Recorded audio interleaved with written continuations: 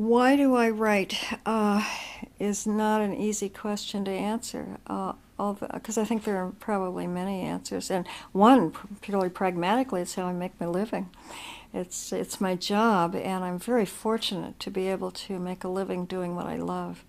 I think the people who are least lucky in this world are the ones who have to go off to a job that bores them and that they hate simply in order to support themselves or a family. But I think even were that not true, if I had a if I were married to Donald Trump, oh God forbid, that's a terrible thing to speculate about. If I had a rich husband or something and did not have to make a living, I would write anyway, because for me the most important thing is just the amazing satisfaction one gets. Somebody like me gets just by arranging words on a page and then rearranging them so that they flow differently or better or clearer or say better what you want to say, and then to go back and look at them and read them and change them again a little bit. I could just do that all day long. In fact, I do that all day long every day. Lois Lowry was the middle child while she grew up. She had an older sister and a younger brother, and she spent a lot of time alone, and she liked to read and live in her imagination. She was born in Hawaii in 1937. She traveled all over the world because her dad was a career military officer. She has lived in all parts of the world, including New York, Pennsylvania, and Tokyo. When she was 19 years old, she married a naval officer. They had four children together, and they lived in Maine, where she went back to college at the University of Southern Maine and began to write professionally. That marriage ended in 1977, but she remarried when she was 40. Today, she lives alone because her husband died with her dog and cat and still writes.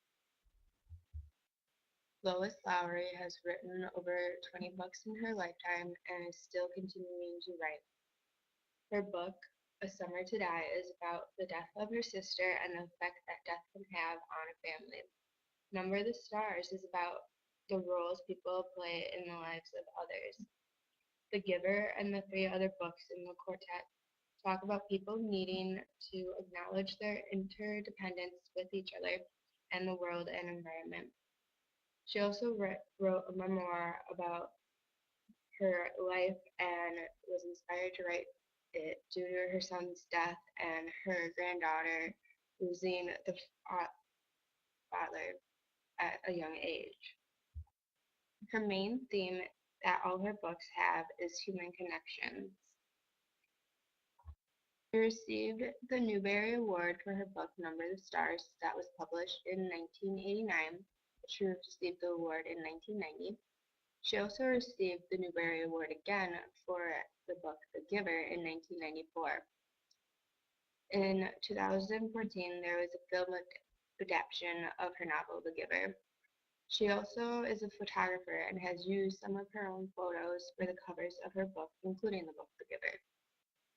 She has won many awards over her career, some of which include the Newbery Medal in 1990 and 1994, the Margaret A. Edwards Award for Lifetime Contribution to Young Adult Literature, the Regina Medal, National Jewish Book Award, the Boston Globe Horn Book Award in 1987 and 1993, the Sidney Taylor Book Award, Hope S. Dean Award, New England Book Award, Chicago Tribune Young Adult Fiction Prize, Hans Christian Andersen Award nominee, Golden Kite Award, International Reading Association Children's Book Award, International Board on Books for Young People Honor List, Carolyn Award, the Children's Book Committee Bank Street College of Education, the Outstanding Children's Books of the Year, Parents' Choice Gold, Little D Award,